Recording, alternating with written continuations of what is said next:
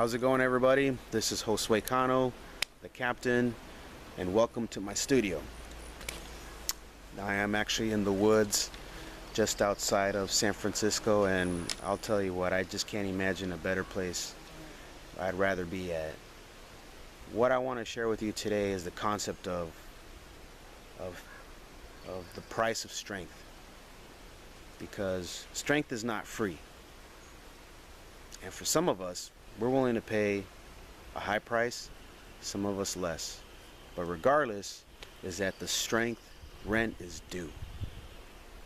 And the payment of strength is the rent. We don't come into this world strong. If you want to be strong, you have to pay the price.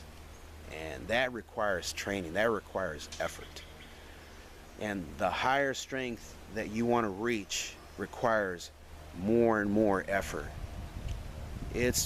Strength sports is one of those sports that the more you want to lift, it gets harder. It does. And not everybody wants to do it.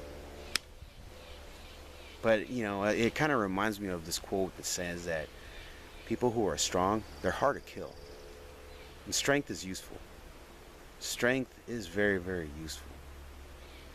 It can help you survive. It can help you get out of situations where it can be life or death.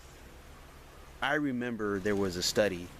It was back when I was in school. I went to the University of California, Santa Cruz, and I studied sociology. And in one of my classes, we were studying about people who survived suicidal falls from the Golden Gate Bridge in San Francisco.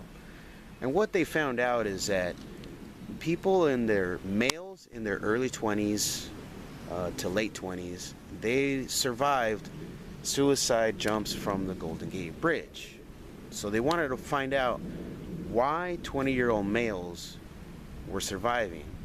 Why weren't females, why weren't older people or younger people, why were they dying versus young 20-year-old males? And they came to the conclusion that it's because physically they were stronger. Their bodies were physically stronger and capable to survive the impact that normally other people would die from. Which kind of shows, and it shows evidence there that strength is very useful. Being strong is very helpful and can help you survive. So we as strength athletes, we go and we train because we want to be better in our sport, whether it's just for us personally or whether we're going to perform at a meet for a future date. But regardless, is that the strength is not free.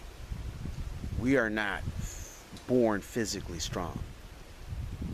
We have to train for the strength that we wish to acquire, that we wish to have. But with that, you have to pay the rent.